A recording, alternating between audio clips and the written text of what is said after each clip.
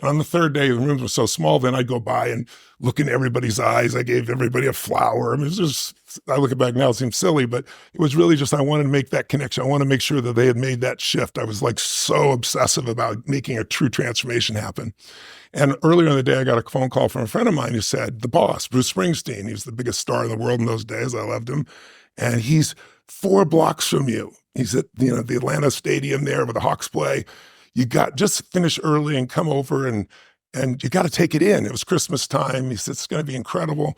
I said, I'd love to come, but I said, I just can't do that. That's, if I finish somehow in time, it all happens. He's still on stage, I'll call you and see what's going on. So I finished the seminar. I don't know how long it was, almost 11 o'clock at night. But, Bruce usually does, especially at Christmas, he's like 3 encores. And so my buddy calls me and says, get your butt over here. He's doing his second encore. I think he might even do 3 if you get here. Get over here, see the end.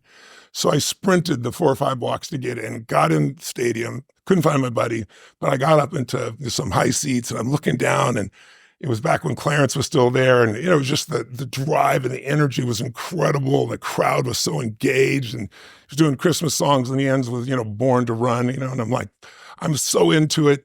And about 3/4 way through the song, I got depressed. I'm like, what the hell? And what it was I was like, shit, what I'm doing doesn't matter. This guy's got 15,000 people here. I got 125 for 3 days. I mean, I'm not making any difference at all. And I was like, and I literally, as we were walking out and people born around, I was pissy inside myself, but I was feeling so great before this, but not making this comparison. And of course, you're never fair. You're comparing to somebody else's life that has a totally different path, a totally different experience. We all develop in different stages and different things. We all want different things. But what was ironic, though, the reason I tell you the story is, it was like 4 years later, and there I am in that stadium, and I'm not doing this crappy little 2.5-hour concert, right? I'm doing 12 hours, and the crowd's going Screw crazy. You, Bruce. And it was humorous. You get to look back and say, you judge yourself too soon. And I can tell you a dozen stories like that with me.